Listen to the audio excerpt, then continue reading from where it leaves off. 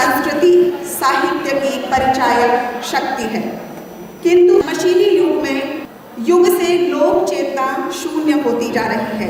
लोक संस्कृति और लोक साहित्य परंपरा पर आधारित होता है, अतः अपनी प्रकृति में ही विकासशील है।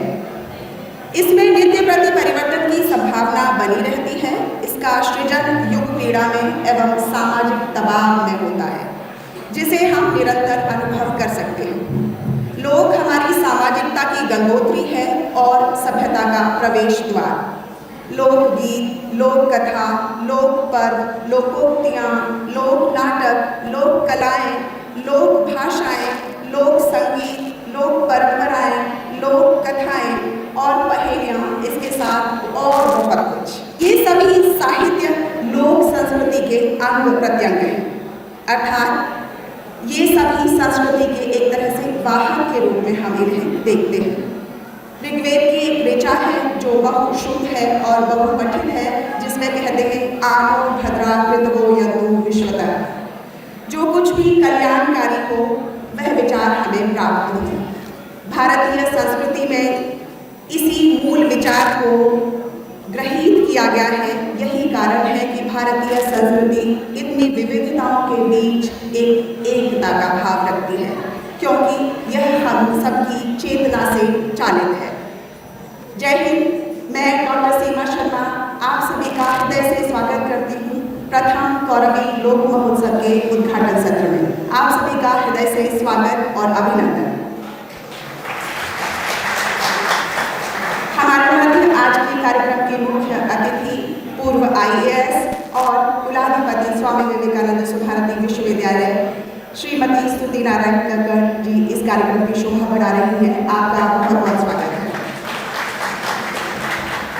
हमारे मध्य आज के कार्यक्रम के मुख्य वक्ता CP शर्मा जी उपस्थित हैं। आपका भी बहुत बहुत स्वागत और अभिनंदन सर।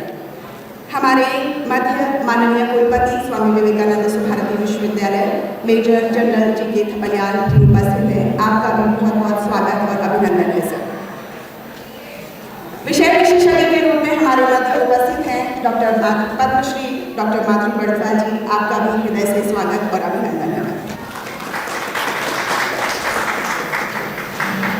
हमारे बीच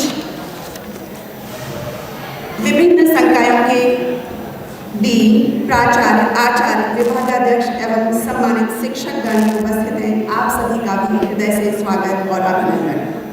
यहाँ पर मेरे अन्य सहकर्मी, प्रिय विद्यार्थी और मीडिया कर्मी भी जो उपस्थित हैं, उन सभी का भी मैं हृदय से स्वागत और अभिनंदन करती हूँ।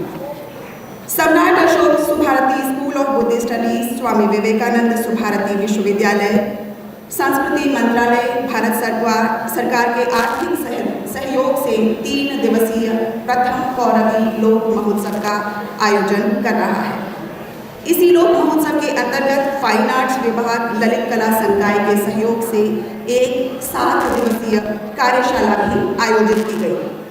विशेष बात यह थी कि इसमें 12 से 14 फरवरी तक हमें गुरु के रूप में पद्मश्री डॉक्टर माधुरी बड़फा जी का सानिध्य प्राप्त हुआ, जिससे हमारे विद्यार्थियों में अत्यधिक रुचि और उत्साह हमें देखने को मिला।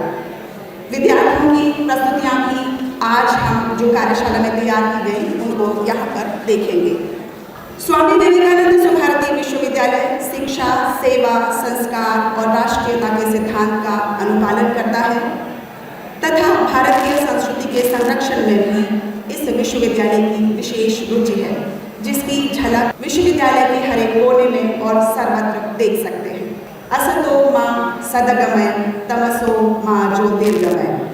जैसा कि आप सभी को विदित है, भारतीय परंपरा में किसी भी शुभ कार्य का प्रारंभ दीप प्रज्वलन से किया जाता है। इसी परंपरा को आगे बढ़ाते हुए हम इस कार्यक्रम को दीप प्रज्वलन के साथ विधिवत प्रारंभ करेंगे। इसके लिए मैं आमंत्रित कर रही हूँ आज के कार्यक्रम की मुख्य अतिथि चांसलर मैम को, मुख्य वक्ता श्री CP शर्मा जी को, माननीय कुलपति जी को, डॉक्टर हीरो सर को और पद्मश्री डॉक्टर माधुरी बड़फा जी को। कृपया आप मंच पर आएं और दीप प्रज्वलन कर कार्यक्रम का विधिवत शुभारंभ करें।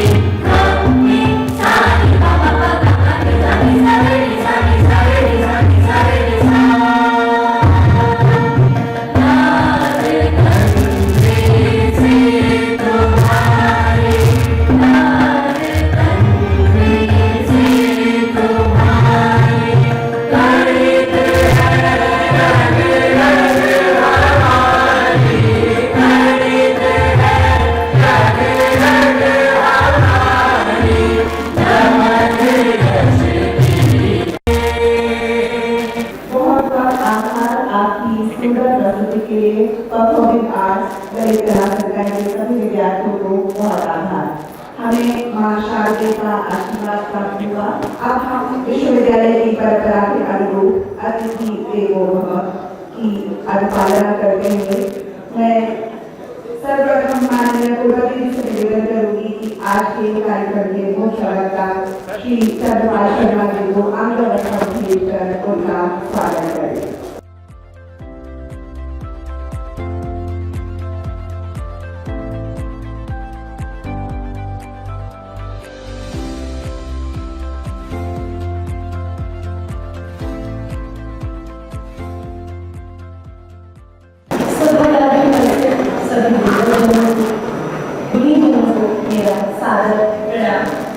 हम पिछले एक हफ्ते से जैसा कि आप मंच पर पढ़ रहे हैं प्रथम कौवी लोक महोत्सव से बिल्कुल रूबरू हो रहे थे और अपनी लोक संस्कृति में डूबे हुए लोकगीत हम देखें लोकगीत के लोक नृत्य जीवन आनंद में सृष्टि के लिए जीवन के आनंद की सृष्टि करते हैं। गाँवों और कस्बों के अलग अलग पर्व त्योहार के अवसर आगे आदि का आयोजन होना एक आम बात हो गई थी पुराने समय में। हर वर्ग की हर उम्र की महिलाएं सभी स्वर में गाती हुई अपने लोक जीवन से जुड़े हुए वैसा ही वेशभूषा धारण करके जो नृत्य करती थी ऐसा लगता था मानो स्वर की पृथ्वी पर उतर आया था। गीतों की लय और संगीतात्मक ध्वनि हमारे आनंद का सहज के कारण बन जाती है। क्यों? जीवन के हर एक पहलू से जुड़े हुए हमारे हर संस्कार हमारे जीवन के विवाह आदि हर एक उत्सव को दर्शाती है, मानती है, संवेदनाओं और भावनाओं को दर्शाती है, वो हमसे जुड़ी हुई है। पर आज के इस व्यस्तता समय में हम इस सबसे कहीं दूर होते जा रहे हैं और आज वही समय है कि जब हम बच्चों को अपने बच्चों को नई पीढ़ी को लोक संस्कृति से अवगत कराएं, लोक संस्कृति से जोड़े, लेकिन अपने मूल से जुड़ना बेहद और बेहद जरूरी है। तभी हम अपने संस्कार को अपनी भारतीय संस्कृति को लोक संस्कृति से हम जुड़ पाएंगे और जान पाएंगे। और लोक संस्कृति का प्राण है लोकगीत, लोक नृत्य, लोक नाट्य, किसी भी विधा से जुड़े जो मानव जीवन के प्रत्येक पहलू को हमारे से जोड़ती है। हमें मालूम हो जाता है कि किसी भी भारत में अपने प्रदेश में हर प्रदेश की अपनी एक लोक संस्कृति है। वहाँ की वेशभूषा, खान-पान, गीत, भाषा, बोली, संगीत, यूँ तो संगीत शास्त्रों में भरा हुआ है, लेकिन हर का संगीत एक अपनी ही अलग पहचान के लिए अपना ही अलग रंग लिए हुए है। इन्हीं सबके साथ हम जुड़े हुए थे पिछले 7 दिन से और हम विश्वविद्यालय के लगभग हमारे साथ लोग प्रथम लोक महोत्सव के अंतर्गत चल रहे लोक नृत्य लोक गायन कार्यशाला से जुड़े हुए पिछले 7 दिनों से डॉक्टर माधवी भरद्वाज जी हमारे साथ थी और वो हमारे बच्चों को सिखा रही थी कौवी लोकगीत, लोक नृत्य और साथ ही गढ़वाली लोक नृत्य भी उन्होंने बहुत से बच्चों को सिखाए। पिछले 7 दिन किस आनंद में बीते हैं, उस आनंद की अनुभूति या तो उन बच्चों को है और या मेरे विभाग के सभी सदस्य। मैं आज इस पावन पर्व में हृदय से स्वागत करती हूँ डॉक्टर चंद्रपाल शर्मा जी का, जो आज हम सभी के बीच यहाँ पर उपस्थित हैं। और जैसा कि आप जानते हैं कि कुमार विकास जी के आवेदन में तो आप जान सकते हैं कि कैसे संस्कार उसी संस्कृति से भारतीय और जो विदेशों में भारतीय संस्कृति में स्तंभ के बराबर हमारे साथ जुड़े हुए हैं। मैं आपका बहुत बहुत स्वागत करती हूँ, अभिनंदन करती हूँ हमारे विश्वविद्यालय में। मैं स्वागत करती हूँ माननीय चांसलर मैडम हमारे साथ हर कार्यक्रम में जुड़ती है और सहमति देकर के अपने व्यस्त समय में हमारे बीच उपस्थित होती हैं। आपका बहुत बहुत स्वागत है, अभिनंदन है मैम। मैं स्वागत करती हूँ डॉक्टर पद्मश्री डॉक्टर जिनका स्नेह मुझे और मेरे विभाग को सदा ही प्राप्त होता है, हमारे विश्वविद्यालय को सदा ही आपका सानिध्य प्राप्त होता है। संस्कृति से जोड़ना चाहते हैं, आप हमारे समक्ष होती हैं और हम आपके साथ लोक संस्कृति में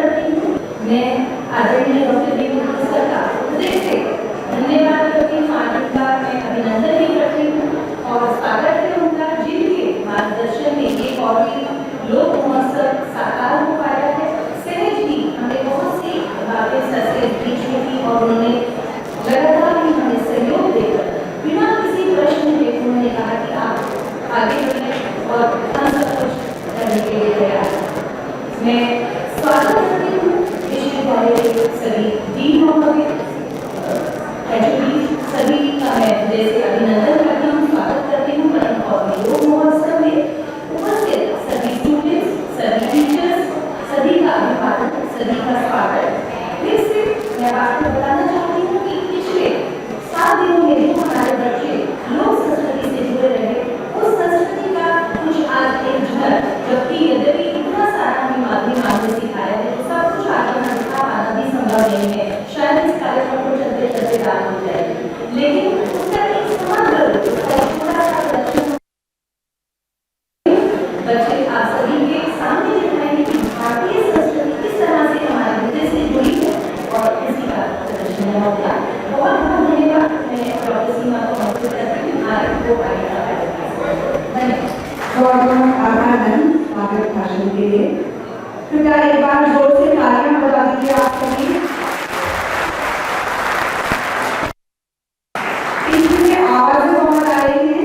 आप अगर आज बातें करते रहेंगे तो बहुत कुछ चूक जाएगा आपसे। तो मैं आप सबसे निवेदन करती हूँ कृपया बातें ना करें, क्योंकि आप ही हैं इस कौमी लोक संस्कृति के अगले वाहक। आप ही इस संस्कृति को आगे बढ़ाएंगे और यह कार्यक्रम विशेष रूप से हमारे विद्यार्थियों के लिए ही है। किसी भी देश की लोक संस्कृति उसकी जातीय स्मृति की रूपक होती है। किसी भी समुदाय की समूची जातीयता इसी से परिभाषित होती है, पर उस समुदाय की आध्यात्मिक नैतिक चेतना को भी रूपायित करती है। लोग पीढ़ी दर पीढ़ी प्रचलित प्रचारित रीति रिवाजों संस्कारों से उनकी विरोधी होती है। यही वह भाव भूमि है जिससे समुदाय के सारे रिश्ते नाते तीज त्योहार उपजते हैं।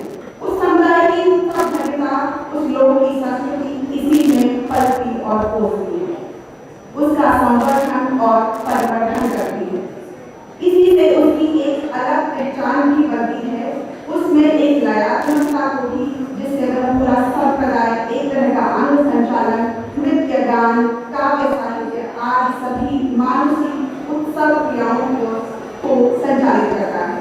यही से हमारा संस्कृति बोध उपजता है। कौरवी लोक संस्कृति के विस्तृत परिचय हेतु मैं आज के कार्यक्रम के मुख्य वक्ता डॉक्टर चंद्रपाल शर्मा जी को यहाँ पर आमंत्रित करूंगी।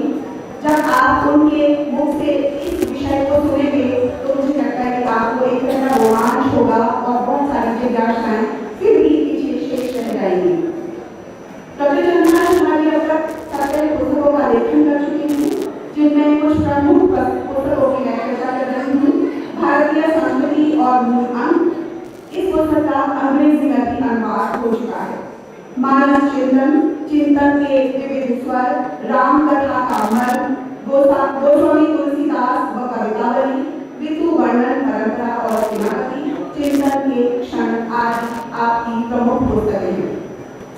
डॉक्टर चंद्रपाल शर्मा जी को अनेक सम्मानों और पुरस्कारों से सम्मानित किया गया है, अलंकृत किया गया है। सभी का मैं यहाँ नामोल्लेख नहीं कर सकूंगी क्योंकि एक बड़ी लंबी इसकी समृद्ध श्रृंखला है।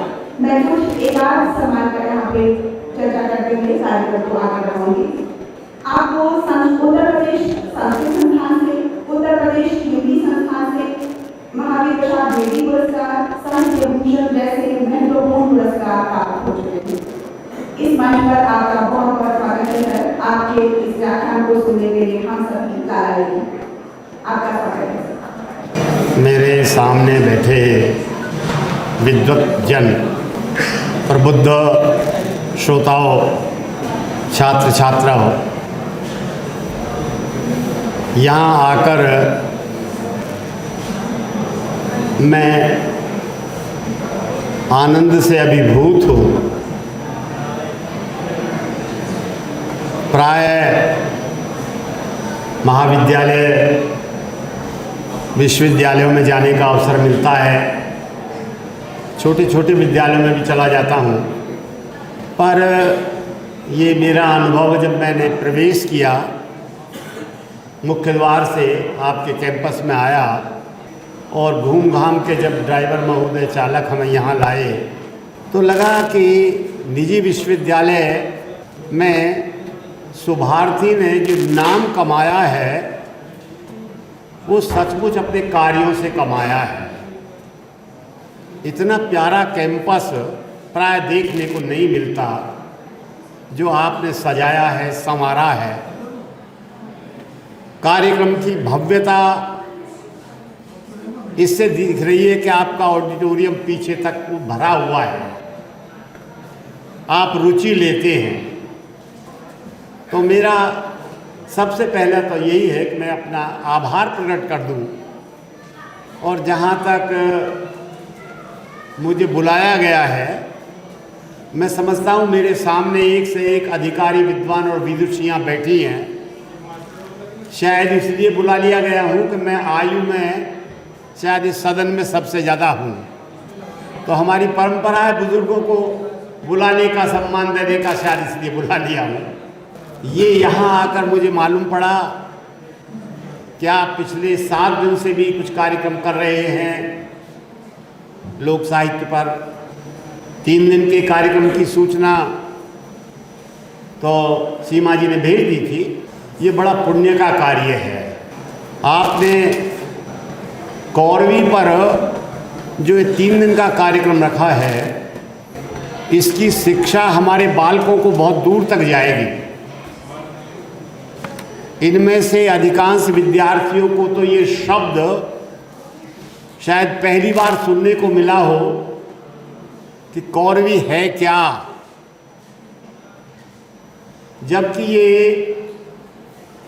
कुरु जनपद की मुख्य बोली है। और कुरु जनपद कोई हमने आज नाम नहीं दिया है। महाभारत काल से यह कुरु जनपद पूरे भारतवर्ष का नेतृत्व करता रहा है। कुरु जनपद की राजधानी मेरठ में ही हस्तिनापुर में थी, और जब वो परिवार विभाजित हुआ तो कुरु जांगल की दूसरी राजधानी इंद्रप्रस्थ भी बनी, जो आज दिल्ली कहलाती है। उसको भी पहली बार राजधानी बनाने का श्रेय हमारे इस क्षेत्र को ही है। हमसे गलती क्या हो गई है कि हम अपनी जड़ों से दूर होते जा रहे हैं, और यह प्रवृत्ति यूं तो पूरे भारतवर्ष में है, परंतु हमारे इस क्षेत्र में, जिसे मैं एनसीआर कहते हैं, जड़ों से दूर होने की प्रवृत्ति कुछ ज़्यादा है। मैं इस बात को इस रूप में देखता हूं कि अन्य क्षेत्रों के व्यक्ति कुछ ज़्यादा जुड़े हुए हैं आज भी। पहले मैं ये बता दूं, इन बच्चों को आप सब लोग तो जानते हैं कि कुरु जनपद या कौरवी, पहले कौरवी नाम क्यों मिला? क्योंकि ये कुरु जनपद की भाषा है, इसलिए इसे कौरवी नाम मिला। और कौरवी ने का जो क्षेत्रीय नाम है, क्षेत्र परक नाम है, वो कौरवी है।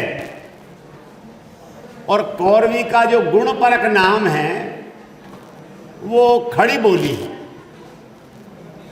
अब आप खड़ी बोली से तो परिचित हैं, पर उसकी जननी कौरवी से परिचित हमारे बच्चे नहीं हैं। ये 3 दिन का कार्यक्रम इन बच्चों को ये बताएगा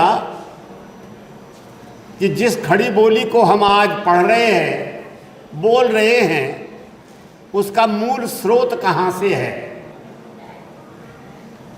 कुरु जनपद के पौराणिक उल्लेख जो कुछ हुए हैं महाभारत में, या आज हम कुरु जनपद को जानते हैं, वह मेरठ के आसपास चलता है।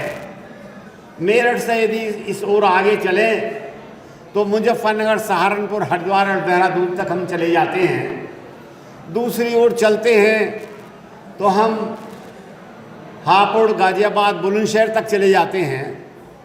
एक ओर हम मुरादाबाद और रामपुर तक चले जाते हैं। पश्चिम में दिल्ली और हरियाणा में सोनीपत, पानीपत, कुरुक्षेत्र का कुछ भाग, अंबाला का कुछ भाग। ये कौरवी भाषा का या कौरवी बोली का है, जिसने शैली की दृष्टि से 3 रूप प्रस्तुत किए हैं। कौरवी का जो मानक रूप है वह आज खड़ी बोली है। खड़ी बोली नाम पर भी ये बात है, खड़ी बोली नाम कैसे आया? जैसे कौरवी का नाम कैसे आया? कुरु प्रदेश की भाषा थी इसलिए कौरवी नाम आया। खड़ी बोली क्यों आया? इसमें अनेक तरह के विचार हैं। कुछ लोग कहते हैं कि ये खरी है, शुद्ध है, इसलिए खड़ी बोली है, और हम इसी सोच के हैं। हमारी बोली है, आज हमने पूरे देश को ये भाषा दी है, हमारे देश की राजभाषा ये है, तो हमें तो ये खरी लगती है, शुद्ध लगती है। पर हमारी ये साहित्य रचना होती रही थी। हिंदी साहित्य के इतिहास में 1050 से लेकर विक्रमी संवत 1050 से लेकर 1900 तक वह ब्रज या यदाकदा अवधि में होती रही थी, और हम वो क्षेत्र है जहाँ ब्रज बोली नहीं जाती थी, इसलिए हमारी कुछ उपेक्षा हुई और हमारी बोली को खड़ी ये कहकर कहा कि इसमें कठोरता है, इसमें कुछ अक्खड़पन है, क्योंकि ब्रज में जो कोमलता है, ब्रज में जो मधुरता है, वो हमारी बोली में नहीं है। ये कटु सत्य है, इसमें हम स्वीकार करते हैं। और ये प्रत्येक क्षेत्र का अपनी अपनी विशेषता होती है। कुछ लोगों ने ये भी कहा कि खड़ी बोली इसलिए चली, मानी गई, इसे नाम दिया क्योंकि ये प्रचलित भाषा है, हम समाज के मुख में है, इसलिए इसे हमें खड़ी बोली कहते हैं। किसी ने कहा ये गंवारू भाषा है। गंवारू क्यों कह दिया? क्योंकि नगर वाले लोग नागरिक और हम गांव में बसने वाले गंवार, और हमारी कौरवी तो गांव में ही बोली जाती है। खैर, इन बातों से कोई अर्थ ज़्यादा नहीं लेना, हमें लेना है कौरवी पर हम कितना ध्यान दें। कौरवी के 3 शैली आपके सामने हैं। एक खड़ी बोली जिसे हिंदी कहते हैं, दूसरी उर्दू, और तीसरी हिंदुस्तानी। हिंदी खड़ी बोली की जिसे हम पुत्री कह सकते हैं, वह हिंदी कौरवी की जिसे पुत्री कह सकते हैं, वह खड़ी बोली आज भारत की राजभाषा है। भारत के 1 दर्जन से अधिक प्रांत आज उसी भाषा में, जो हमारे यहाँ से गई है, अपना राजकाज चलाते हैं। और देश का सौभाग्य है कि आज हमारे यशस्वी प्रधानमंत्री देश में विदेश में राष्ट्राध्यक्षों से जब मिलते हैं तो आपकी इसी भाषा में बात करते हैं। वे दिन अब लद गए। आपकी महत्ता स्वीकार्य है। जब हमारे राजनेता अंग्रेजी में मिमियाया करते थे। उर्दू के बारे में मुझे कहना यह है, उर्दू कोई भाषा नहीं है, अपितु हिंदी की एक शैली है, केवल लिपि का भेद है।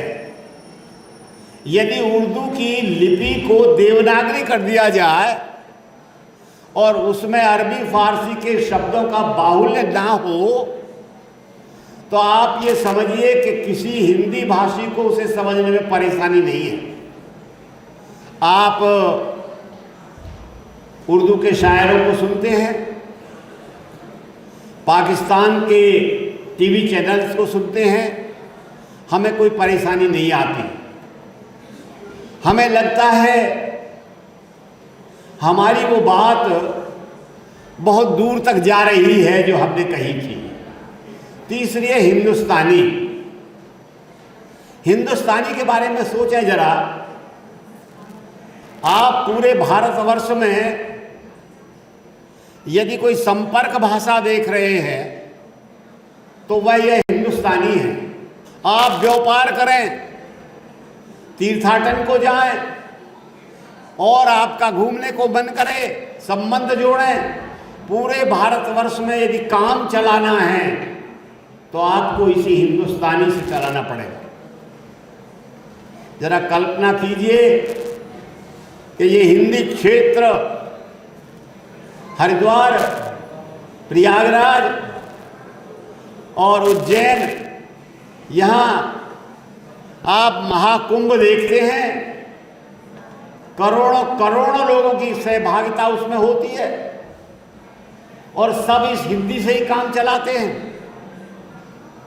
वहां किसी को अनुवादक की आवश्यकता नहीं पड़ती।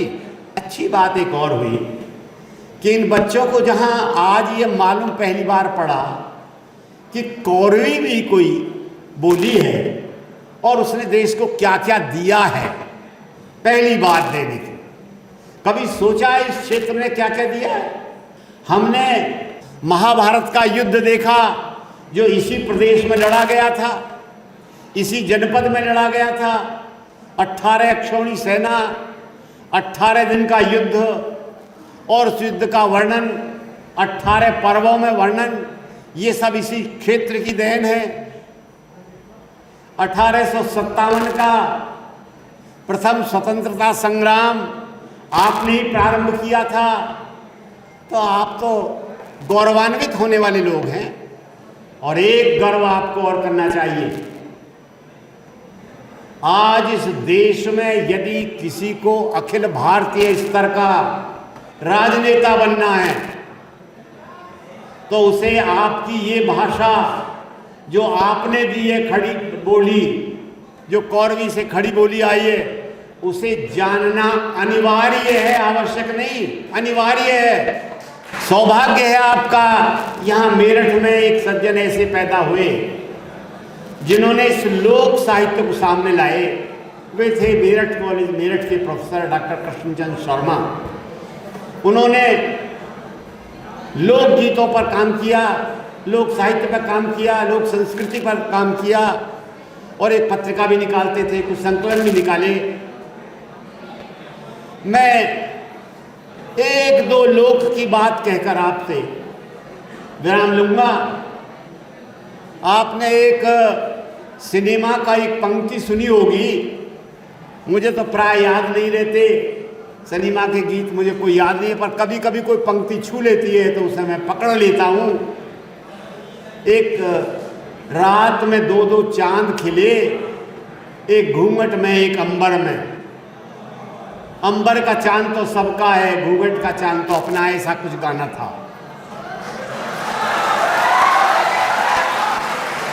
अरे मैं इससे भी बढ़िया सुनाऊंगा भाई, अब अपनी कौरवी में सुनो। देखिए वहां जो अभी आपने सिनेमा वाली पंक्ति पर बालकों ने प्रसन्नता प्रकट की, हमारा लोक कवि कहता है, एक नार खड़ी है कोठे पे और कान में पहनने बाले दो और कहे लताफत, भाई कसम खुदा की, एक चांद और हाले दो। बालको जरा गौर से सुनना, इसका अर्थ तुम नहीं समझ पाए होगे। हालने का अर्थ समझने वाले बहुत थोड़े हैं। चंद्रमा के पास कभी कभी एक घेरा बन जाता है, वो भी हाल है, परंतु एक और हाल है जो गांव के बालक शायद उन्होंने अपने बड़े बूढ़ों से सुन रखा हो। जब बैलगाड़ी चलती थी, अब तो बालकों ने बैलगाड़ी देखी भी नहीं होंगी, बैलगाड़ी का पहिया लकड़ी का होता था और उस लकड़ी के पहिए पर एक लोहे की पट्टी चढ़ा देते थे जिससे पहिया घिसे ना, उसे हाल कहते थे। और घोड़ा तांगे के पहिए पर एक रबड़ की पट्टी चढ़ा देते थे, उसे भी हाल कहते थे। अब देखिए सिनेमा के गाने में नारी का मुख चंद्रमा है, उसके सौंदर्य के प्रति आपको आकर्षित करता है, एक चित्र आपके मस्तिष्क में बनता है। पर ये जो लताफत ने जो कुछ कहा है, इससे जो चित्र बनता है, उस चित्र में उस चंद्रमा का ही नहीं, उसके मुख के चंद्रमा का नहीं, उसके ये जो कान में दो बाले पड़े हैं, बाले पड़े हुए हैं, इन बाले से जो हाला बना है, जो गोला बना है, उसका चित्र है। तो जो हमारा लोक कवि कह गया है वो सिनेमा के कवि ने नहीं कह पाया। कितनी अनुभूति, यदि आप गौर से देखें तो हमारी देवियों के जो गीत हैं, चाहे वो छोचक के हों, चाहे सोहर के हों, चाहे भात के हों, उन गीतों में कितनी सहृदता है, कितनी कोमलता है। और वो सब तुम्हारे इस कौरवी में। मैं एक दिन एक गांव के बाहर कर निकल रहा था, गांव के बाहर हरिजनों का मकान था और वहाँ भात लिया जा रहा था। अब देखिए कौरवी में भात की दो पंक्ति, बहन वो गा रही है, भैया चोखो भरियो भात बहन टोटे में, मैं साड़ी जम्फर पहन खड़ी कोठे में। अब आप बताइए, इसकी अनुभूति देखिए। कोठे को समझ लें, कोठे में श्लेष है, दो अर्थ होते हैं कोठे के। एक वैश्या का जहाँ घर होता है उसे भी कोठा कहते हैं, और एक हमारे गांव के जो किसान हैं वो जब मकान बनाते हैं तो वो कमरे नहीं कहते, वो कोठा कहते हैं। दो कोठे डाल लिए जी, तो वो कहीं भी खड़ी हो, हमारी कुलवधू है वो खड़ी है तो वो कुलवधू है। आप ये ध्यान रखें। तो वह जो मैंने कहा था एक नार खड़ी है कोठे पे, वो कुलवधू है, और उस कुलवधू के सौंदर्य का चित्रण। अब ये जो कह रही है कोठे, यहाँ कह रही है दूसरी भी कोठे ही कह रही है कि भैया चोखो भरियो भात बहन टोटे में। ये अपीलिंग है। कोई भैया बहन की इस अपील को सुनकर अपनी सामर्थ्य से ज्यादा भात में देना चाहेगा। ये है भावानुभूति जो हमारे इस कौरवी में छिपी पड़ी है। एक दो उदाहरण और देकर बात खत्म करूंगा। हमारी परंपरा है सरोवर में नग्न स्नान करने की, और हमारी देवियों में भी ये परंपरा रही।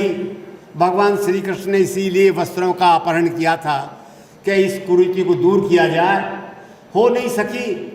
एक सरोवर में बालिकाएं स्नान कर रही हैं, वस्त्र उनके तट पर रखे हैं। इसी मध्य देखते हैं कि एक घुड़सवार आ रहा है, और घुड़सवार को देखकर महिला उन बालिकाओं ने सोचा कि वस्त्र तो नहीं पहन सकते, इसलिए वो जल में इतनी भीतर चली गई कि वो उनके सब गोपनीय अंग छिप गए, गर्दन तक पानी में चली गई। देखिए, मैं कहता हूँ ये लोक कवि, ये कौरवी का कवि कितनी दूर तक दृष्टि रखता है। एक बालिका ऐसी थी, वो ज़्यादा गहरे जल में नहीं जाने की हिम्मत करती थी। वो केवल उतनी गई जहाँ तक उसका नाभि तक का शरीर ढका। अब उसका वक्षस्तर कैसे ढके, तो उसने अपनी बाहों से वो इस तरह बैठ खड़ी हो गई, और उधर उस घुड़सवार को चुहल सूझी, और उसने कहा मैं अमुक गांव में अमुक के घर जा रहा हूँ, जरा हाथ उठाकर मुझे बता दो कि उसका घर किधर है। अब उस बालिका का उत्तर देखिए, उस लोक कवि की कल्पना देखिए। गांव पछाही पिपली, देखिए दिशा बता दे, देख देख चला जा, पश्चिम दिशा है। गांव पछाही पिपली जाकी शीतल छां। और ये भी कि पीपली ज्यादा गांव में नहीं होती, एक आध है, बड़ी शीतल छाया प्रसिद्ध है। गांव पछाही पिपली जाकी शीतल छां, सोई भैये तेरी डगर है। अरे जिससे भैया कह देगा दूसरा उसे मर जाएगा।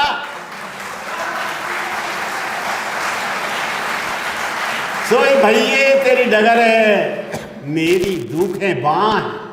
मैं बाहर से नहीं बता सकती, मेरी बांह दुखती है। कितना ज्ञान है। मैं महिलाओं की दो पंक्ति आपको सामने रखता हूं। आजकल कवियों की बाढ़ आ रही है, और कोरोना ने कवि बहुत पैदा कर दिए। सब जो है उस पर लिख देते हैं व्हाट्सएप, उस पर अपने मोबाइल पर, और वो परोस दिया आपने, लाचारी से पढ़ें ना पढ़ें या हमारी लाचारी है। और एक और काम हो गया है, 10-20 आपस में जुड़ गए और ये ऑनलाइन कवि सम्मेलन होने लगे, हल्दी लगे ना फिटकरी कवि बन गए। और यदि कहीं आपका एक कोई विदेश में रिश्तेदार है वो और जोड़ लिया तो आप अखिल भारतीय स्तर के कवि हो गए। अच्छा बेटा, अच्छा। तो कहने का आशय ये है कि मैं एक पंक्ति सुनाकर, चूँकि ये संयोजक के साथ चलना चाहिए, संयोजन का महत्वपूर्ण कार्य होता है, तो उन्होंने कहा महिलाएं गाना गा रही है। देखिए मैं छंद पर ध्यान दे रहा हूँ। हुए सुदामा त्यार द्वारका जाने को। देखिए तैयार कहोगे तो मात्राएं बढ़ जाएंगी, छंद में अंतर आ जाएगा, लय बिगड़ जाएगी। हुए सुदामा त्यार द्वारका जाने को, लीने चावल चार कृष्ण के खाने को। इतना छंद का ज्ञान है। समय की सीमा है। मैं शान पर कुछ आपको कहना चाहता था, अब नहीं कह पाऊंगा, क्योंकि मैंने अपने 39 वर्ष के कार्यकाल में 38 वर्ष वही काम किया जो सीमा जी कर रही हैं। और ये काम बहुत कठिन है, अपने कार्यक्रम को समय अनुसार चलाना। इसलिए मैं संयोजक की बात को मानकर अपनी वाणी को यही विराम देता हूँ और एक बात पुनः धन्यवाद देता हूँ आप लोगों को कि आप लोगों ने मेरी इस टूटी फूटी बात को सुना। बहुत बहुत धन्यवाद। यही लोक की, यही हमारी गौरवी की विशेषता है। इसी को हम एक तरह से, इसका उत्सव हम आज मना रहे हैं, लोक गौरवी महोत्सव, प्रथम गौरवी लोक महोत्सव। इसी क्रम में हमारे कार्यशाला की विशेषज्ञ रही और हमारे इस पूरे आयोजन का एक महत्वपूर्ण हिस्सा हमारे साथ हैं पद्मश्री डॉक्टर माधुरी बड़कवाल जी। आपका स्नेह भरा सानिध्य हमें मिल रहा है। मैं आपको भी इसे अछूता नहीं करना चाहूँगी जो हमारे दर्शक दीर्घा में हैं।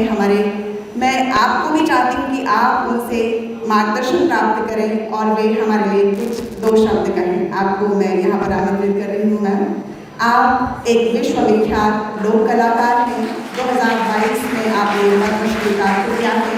रेडियो की प्रथम संगीत निर्देशक के रूप में आपको काम करने का गौरव प्राप्त है। हमारे बीच बहुत ही सहज मधुर भाषणी कलाकार उपस्थित हैं। मैं आपको इस मंच के साथ आमंत्रित कर रही हूँ। प्रिय विद्यार्थियों, आपको ज़रूर उनका उद्बोधन अच्छा लगेगा। देना हो या खोली का गणेश,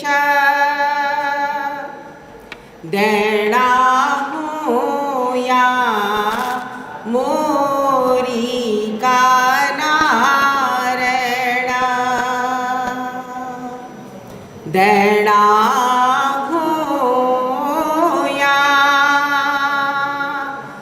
गाव को भूमिया, देना हो या पंचना महादेव। इस पवित्र भूमि को सबसे पहले मैं अपना प्रणाम करती हूँ और दाहिने होने की कामना भी करती हूँ सबके लिए। सदा भवानी दाहिनी गौरी पुत्र गणेश, तीन देव पंचदेव रक्षा करें ब्रह्मा विष्णु महेश। तो यही है कि कोई भी भाषा हो उसमें भाव एक जैसे ही होते हैं, केवल शब्द अलग अलग हो जाते हैं। और जैसे आपने बताया इतना बढ़िया, और मैं बहुत बहुत आभारी हूँ अपने इस विद्या के मंदिर में, क्योंकि ये बार बार मुझे जो है संजीवनी प्रदान करते हैं। और मैं जो है फिर जब कोई चीज़ किसी को सौंपी जाती है तो वो फिर उसमें डूबने का प्रयत्न करता है कि हाँ, इसको जितना अच्छी तरह से मैं बता सकूँ उतना करूँ, नहीं तो आदमी आजकल में ही रह जाता है। जैसे अभी शर्मा जी ने बताया कि कौरवी, देहरादून हरिद्वार, ये तो हमने बनाया है कि ये उत्तर प्रदेश, ये उत्तरांचल, ये फलाना प्रदेश, ये सब हमने बनाए हैं, लेकिन ईश्वर ने हमें एक ही धरती दी थी और सब स्वच्छंद होकर अपनी भाषा बोलते हैं। और अगर दूसरा उसको आत्मसात नहीं कर रहा है, उसको बुरा लग रहा है, तो वो कोई बात नहीं, लगने दो।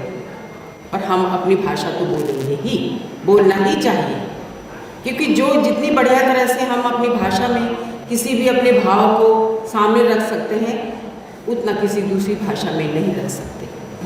मैंने ये देखा है, पांडव और कौरव जो है देवभूमि में भी रहे हैं, और अज्ञातवास तो पांडवों का अधिकतर उधर ही रहा है, और लाक्षागृह भी हमारे यहाँ ही है उत्तराखंड में। और वहाँ पर मैंने एक चीज़ देखी है, जौनसार में जब गई मैं, तो वहाँ पर एक पेड़ है, तो उसमें कहा गया कि कौरव बोलते हैं ये डाई हमारी, और पांडव बोलते हैं ये डाई हमारी। तो वो दोनों के बीच में है, और उसमें दोनों ही उनकी संस्कृतियाँ उन्होंने अपनाई हुई हैं, और एक तरफ पांडवों की, एक तरफ कौरवों की। तो इस तरह से है। और मैं संगीत की तरफ ले जाती हूँ आपको, कि संगीत की कोई जो है सीमा रेखा नहीं होती, और संगीत ऐसी चीज़ है जो सबके साथ रहता है, चाहे वो कवि है, चाहे वो लेखक है, चाहे वो कोई है भी, वैज्ञानिक है, कोई भी है, संगीत सबके साथ रहता है। क्योंकि सृष्टि की हर जीव में, सृष्टि के हर जीव में जो है वो लय है, बिना लय के कुछ नहीं होता। तो इसी तरह से कवि जो हैं पुरुषोत्तम दत्त गोनेर जी की जो ये दो पंक्तियां हैं, ये मेरे को हमेशा याद रहती हैं, और इससे मैं विलग भी नहीं होना चाहती कि भूल गया जो संस्कार वो जीवन खरा नहीं रहता, और जड़ से अगर जुदा हो गया तो पत्ता हरा नहीं रहता। तो वही है हमारी परंपरा, हमारा जो संस्कृति है वो हमारी जड़ ही है, और संस्कृति में ही इतिहास, भूगोल, खान पान, रहन सहन, रीति रिवाज सब कुछ अवस्थित होता है, और उसको वो हमारी पहचान है। अगर हमने अपने संस्कार भूल गए, अपनी संस्कृति भूल गए, उससे दूर हो गए, तो हमारी कोई पहचान नहीं है। आज हम विदेशी पाश्चात्य संस्कृति को अपना रहे हैं, तो न रहे इधर के न रहे उधर के, तो न घर का न घाट का जैसे बोलते हैं, तो वैसे ही स्थिति हमारी हो जाती है। और संगीत में जो लोकगीत हैं वो सब जगह एक जैसे ही हैं, केवल भाषा फर्क हो जाती है, लेकिन भाव सब जगह एक ही होते हैं। अब देखिए कौरवी भाषा का जो गीत है, अभी कौरवी का आ रहा है तो मेरे को याद आ रहा है वो गीत, मैं ज़्यादा नहीं बोलूँगी क्योंकि बच्चों का समय है, ये करें क्योंकि इनको अपना प्रदर्शन करना है कि इन्होंने कितना सीखा, तो वही सबसे बड़ी चीज़ है मेरे लिए। और इसमें जो है कि पुदीना हरा दे जा रे ओ सब्जी वाले, पुदीना हरा दे जा रे ओ सब्जी वाले, अरे इस सब्जी वाले की दादी नहीं है, इस सब्जी वाले की दादी नहीं है, बनने की दादी ले जा रे ओ सब्जी वाले, बनने की दादी ले जा रे ओ सब्जी वाले, पुदीना हरा दे जा रे ओ सब्जी वाले, सब अरे सब्जी वाले की मौसी नहीं है, अरे सब्जी वाले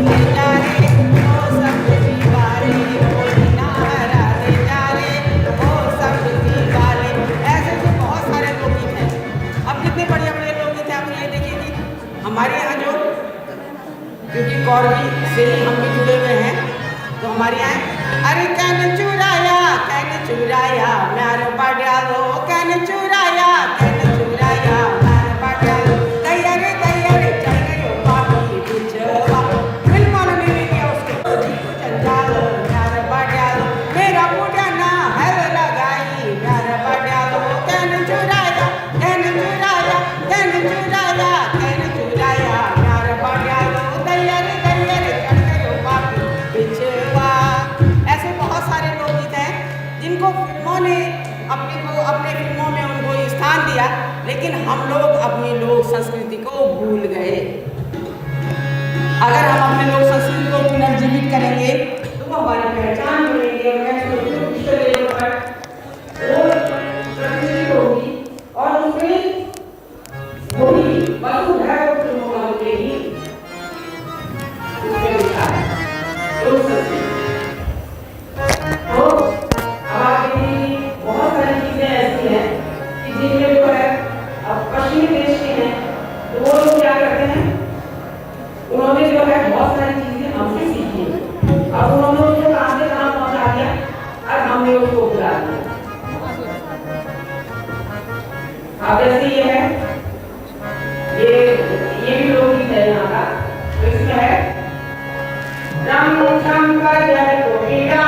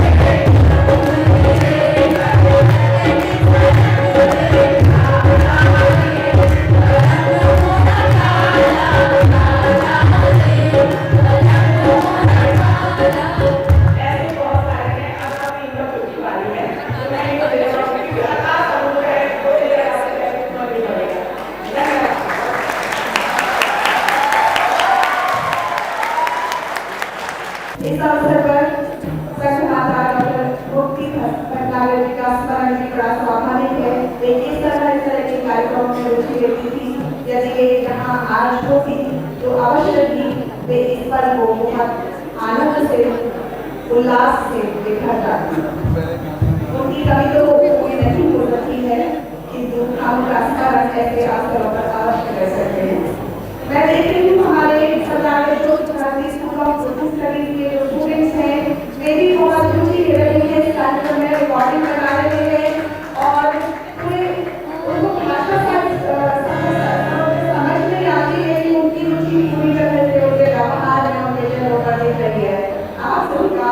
वेलकम इस प्रोग्राम में। अब कार्यक्रम में मैं से आपने एक झलक देखी कि कैसे संगीत और लोकगीत कैसे हमारे मन की रुचि की चीजें हैं। मैंने जो कार्यशाला में प्रस्तुतियां तैयार की हैं उनमें से प्रथम प्रस्तुति हमारे विद्यार्थी अब गायन के रूप में यहाँ पर प्रस्तुत करने वाले हैं। सभी विद्यार्थियों यहाँ पर ललित कला समुदाय के साथ साथ अनेक कई विभागों के और महाविद्यालयों के विद्यार्थी इसमें आप देख सकते हैं। ये केवल अपने पाठ के विद्यार्थी नहीं है बल्कि अलग अलग संकायों से आए हैं। आपने अपनी प्रस्तुतियों को तैयार किया है।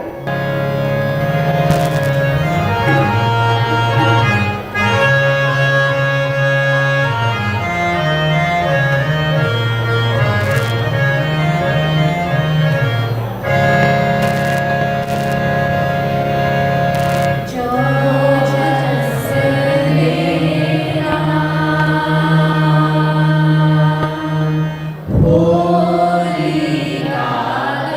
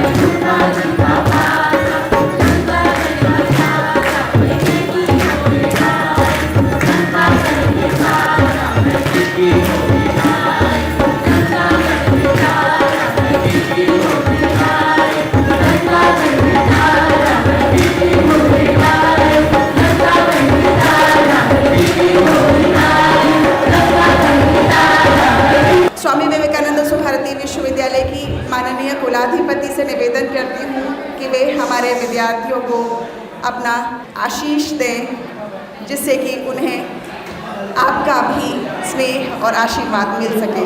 Thank you. सबसे पहले हीरो जी को भी मैं धन्यवाद देना चाहती हूँ कि उन्होंने मुझे आज आमंत्रित किया और कौरवी के बारे में इतना मेरा ज्ञान वर्धन हुआ है आज कि थैंक यू वेरी मच। और मैं आप लोगों से वीसी साहब बैठे हैं, अनुरोध करूँगी कि हम लोग मेरठ के क्षेत्र में हैं, काम कर रहे हैं, तो आपके इतने कार्यक्रम होते हैं, बेहतरीन कार्यक्रम होते हैं, तो उसमें एक कौरवी लोक गायन और लोक नृत्य जरूर प्रस्तुत करें, ताकि हम लोग भी इस कार्य से जुड़ें कि हम लोग इस क्षेत्र की संस्कृति को प्रोत्साहित करें। और बड़ा मंच देने से आदमी एक भावना जो है वो आगे बढ़ती है। तो आपसे ये अनुरोध है। दूसरी चीज़, हमारे जो बच्चे हैं, आप लोगों से मैं ये कहूँगी, अनुरोध करूँगी कि अपनी लोक संस्कृति के बारे में आप लोग ध्यान रखें, उसके बारे में पढ़ें। अपनी संस्कृति, I would say not only लोक संस्कृति के बारे में पढ़ें, बिकॉज़ जो कल्चर होता है एक रीजन का, वो आपको डिफ़ाइन करता है। ये कुरुक्षेत्र के बारे में बहुत कुछ कहा गया, शर्मा जी ने काफ़ी कुछ हम लोगों को बताया, लेकिन आप लोग को शायद मालूम नहीं है कि इस पीरियड में वेदों की भी को संग्रहित करने का काम शुरू हुआ है। और जैसा आप लोग जानते हैं कि वेद जो है वो हमारी लाइफ को आज तक इन्फ्लुएंस करते रहे हैं। तो ये कलेक्टिव साइकी होती है, जो कल्चर की होती है, कलेक्टिव साइकी होती है, and it defines what you are. You know, हम लोगों के जो एक्शंस होते हैं are influenced by the environment. तो अपने को समझने के लिए अपनी संस्कृति को जानना बहुत ज़रूरी है कि why I behave in a certain fashion. So हम आप सभी से रिक्वेस्ट करेंगे कि ठीक है, थोड़ा सा कौरवी का इतना प्रचलन नहीं था, लेकिन खड़ी बोली के तो है ही है। एंड तो इसको समझना, संग्रहित करना, इसका विस्तार करना, जितना आप इसके बारे में पढ़ेंगे, जितना आप जानकारी प्राप्त करेंगे, उतना ही आपको फ़ायदा होगा और उतना ही आप अपने को समझेंगे। हम माधुरी जी ने बताया भी कि कितने सारे गाने, फिल्मी गाने जो हैं वो लोक संगीत पे आधारित हैं, और ये भी माना गया है कि वो सब हिट सॉन्ग्स हो जाते हैं। Not because the music is something very great, कि क्लासिकल म्यूज़िक है, ये है, वो है, but yes, they are easy to sing, they are easy to dance with, because ये सॉन्ग्स और ये संस्कृति इंक्लूसिवनेस की है कि कैसे हम सबको जोड़ें। तो अगर उसके डांस स्टेप्स बड़े मुश्किल होंगे तो लोग नहीं नाच पाएंगे, उसका गायन बहुत मुश्किल होगा, गायकी में बहुत ज़्यादा वो रहेंगे तो लोग गा नहीं पाएंगे, उसको एंजॉय नहीं कर पाएंगे। तो ये इंक्लूसिवनेस को प्रमोट भी करता है। And of course it is in our collective psyche. कहीं ना कहीं एक रेजोनेंस होता है हम लोग के अंदर से। And of course needless to say कि 5000 साल से संस्कृति हम लोग के साथ चली आ रही है, तो कहीं ना कहीं हम लोग उसको अपने डे टू डे बिहेवियर में परिलक्षित करते हैं। मैं ज़्यादा समय नहीं लूँगी, और क्योंकि अब मंच तैयार हो गया है, Madhuri ji are you ready to take over? अभी वो बिज़ी हैं अपने बच्चों को सिखाने में। ठीक है, let's continue with the programme. Thank you very much.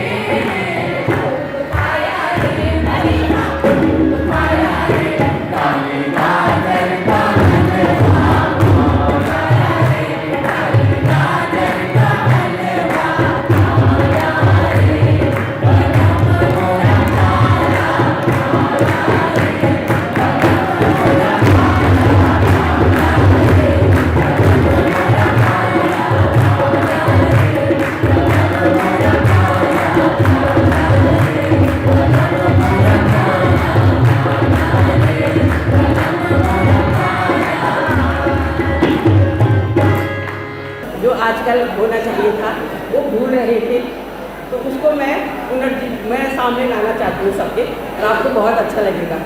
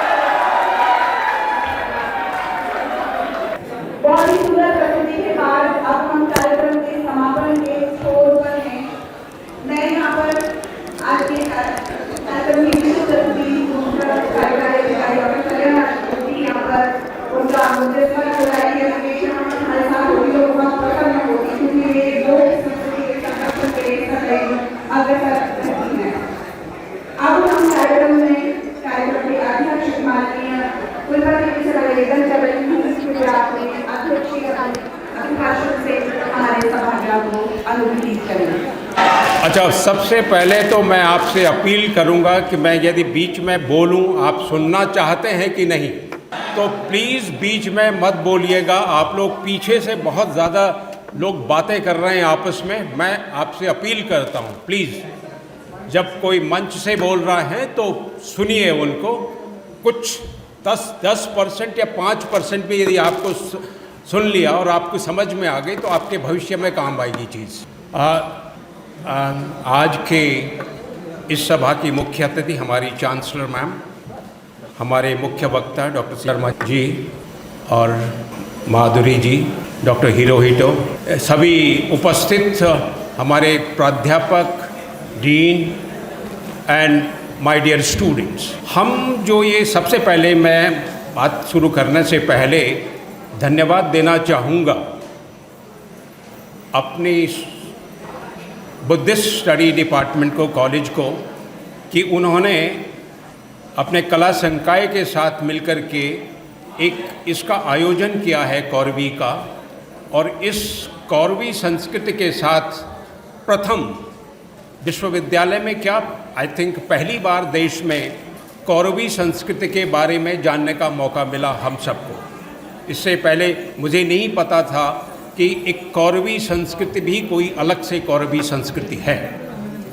अब मैं स्टूडेंट से कहना चाहूँगा कि आप पूछेंगे कि क्या ज़रूरत है ये सब कौरवी संस्कृति या ब्रज संस्कृति या भोजपुरी संस्कृति जानने की, जबकि हम दुनिया बहुत आगे बढ़ रही है और आगे की बातें कर रही है, हम क्यों पीछे की बातें करें। कई लोगों के दिमाग में इस तरह की चीज़ें आ रही होंगी कि हम विश्वविद्यालय में पढ़ने आए हैं या ये सब चीज़ें करने के लिए आए हैं। अब आपको याद होना चाहिए कि हमारा विश्वविद्यालय जब भी शिक्षा देता है तो शिक्षा को जोड़ता है भारतीय संस्कृति से। आधुनिक शिक्षा को, टेक्नोलॉजी से रिलेटेड जो शिक्षा है, उसके साथ साथ हमारा ध्येय होता है कि आप अपनी पुरानी संस्कृति से, भारतीय संस्कृति से जरूर जुड़ें। और उसका रीज़न है, मैं आपको एक चीज़ बताता हूँ, जब हम कौरवी संस्कृति की आज बात कर रहे हैं तो हम सबसे पहले पीछे जाते हैं आज से 5000 साल पहले। 5000 साल पहले का वो पीरियड जब हम कुरुवंश के शासनकाल में और कुरुक्षेत्र में ये सब कुरुवंश राज्य करता था, और उस दौरान हमारा महाभारत का एक युद्ध हुआ था। हम उस महाभारत के युद्ध के साथ साथ जुड़ते हैं अपनी भगवत गीता से, और उस भगवत गीता के दौरान भगवान कृष्ण ने जो गीता का उपदेश दिया था वो हमसे आज इस कौरवी के माध्यम से, कौरवी महोत्सव के माध्यम से हम उनसे भी जुड़ते हैं। इसके साथ साथ हम जुड़ते हैं, यदि हम कौरवी संस्कृति की बात करते हैं, हम जुड़ते हैं पानीपत के युद्ध से। और पानीपत का युद्ध एक ऐसा निर्णायक युद्ध हुआ था जिससे कि हमारी मुगल राज्य का शुरुआत और मुगल वंश की शुरुआत हुई थी। इसी के साथ साथ जब हम कौरवी संस्कृति की बात करते हैं, हम जुड़ते हैं फिर स्वतंत्रता के आंदोलन की 1857। तो ये सब चीज़ें हमको जोड़ती हैं अपने इतिहास से, भारतीय संस्कृति से। और भारतीय संस्कृति एक अलग से एक संस्कृति नहीं है। हम सनातन संस्कृति की जब बात करते हैं तो ये सनातन संस्कृति भारत से ही रिलेटेड नहीं है, भारत से बहुत दूर जगह जगह देशों को मिलती है, जिसको कि हम स्वतंत्रता से पहले या मुगलों से पहले या कई सालों से पहले हम उसको कहते थे एक बृहद भारत। और उस बृहद भारत का पार्ट बहुत सारे थे। मैं कंबोडिया में रहा था और कंबोडिया में मुझे जाने का मौका मिला था सिम रीप में अंकोर वाट टेम्पल देखने। और यदि आप अंकोर वाट टेम्पल, जो कि दुनिया का सबसे बड़ा मंदिर है, वो एक हिंदू टेम्पल हुआ करता था। हिंदू टेम्पल को तोड़ करके बाद में उसको बुद्धिस्ट टेम्पल बना दिया, और फिर बाद में तो वो ह्यूमैनिटी को कम्प्लीटली गायब हो गया था और फिर दोबारा से वो मिला है। लेकिन उसमें देखिए आप तो कम्प्लीटली भारतीय संस्कृति प्रदर्शित है, बहुत बहुत चित्रों के रूप में, महाभारत के वर्णित महाभारत की कथाओं के बीच में, और सारी रामायण वहाँ आपको मिलेगी। आप इंडोनेशिया में जाएं तो इंडोनेशिया में जो अभी भी वहाँ पे रामलीला होती है वो जुड़ती है हमारी सनातन धर्म से, सनातन संस्कृति से। तो हम क्यों न इस तरह की जो छोटी छोटी संस्कृति है हमारी, जैसे कौरवी संस्कृति, अब कौरवी संस्कृति को मुझे नहीं पता था, ऑनेस्टली स्पीकिंग मुझे नहीं पता था कि ये कौरवी संस्कृति क्या है और इसमें कोई भाषा भी अलग से है या इसका कोई योगदान है भारत की संस्कृति में। आज डॉक्टर शर्मा जी से के कहने सुनने के बाद मुझे लगा कि कितनी रिच संस्कृति है ये, और इस संस्कृति को हम बात नहीं करते। इस संस्कृति में, इस भाषा में बात करने के लिए हमें बड़ी झेप होती है और उस झेप की वजह से हम इस भाषा को आगे नहीं बढ़ा पाते हैं। यदि हम इस भाषा में चाहें कि आप सब लोग जितने भी हैं जो भी काम करें, इसमें किस तरह से अपना कोई पीएचडी ले सकते हैं, कोई पीएचडी के बारे में एक टॉपिक ले सकते हैं और सोचें इसके बारे में, देखें कि ये कहाँ से जुड़ी थी और ये कौरवी संस्कृति और कौरवी भाषा का कितना महत्व भारतीय संस्कृति को उजागर करने में रहा है। तो असली मकसद इन चीज़ों को भारतीय यूनिवर्सिटी में लाने का यही मकसद है कि आप भारतीय संस्कृति से जुड़ें, आप सनातनी संस्कृति से जुड़ें और साथ साथ आप आधुनिक शिक्षा का भी ग्रहण करते रहें। मॉडर्न एजुकेशन के साथ में आप अपनी रूट से जुड़ते रहें। ये मकसद है इन छोटे छोटे कार्यक्रमों को करना का। उसके लिए मैं बहुत बहुत धन्यवाद देता हूं ऑर्गेनाइजिंग टीम को और सभी को, और डॉक्टर माधुरी जी को मैं बहुत बहुत धन्यवाद देना चाहूँगा कि वो पिछले 2-3 दिनों से हमारे बच्चों के बीच जिस तरह से उन्होंने ट्रेनिंग की, जिस तरह से बच्चों को एक बांधा समा और सारे के इतने सारे बच्चे एक पर्सन से जुड़ गए, ये कितनी बड़ी बात है। और इनको बताया गया कि क्या कौरवी संस्कृति है, क्या लोक गान का महत्व है, क्या लोक नृत्य का महत्व है।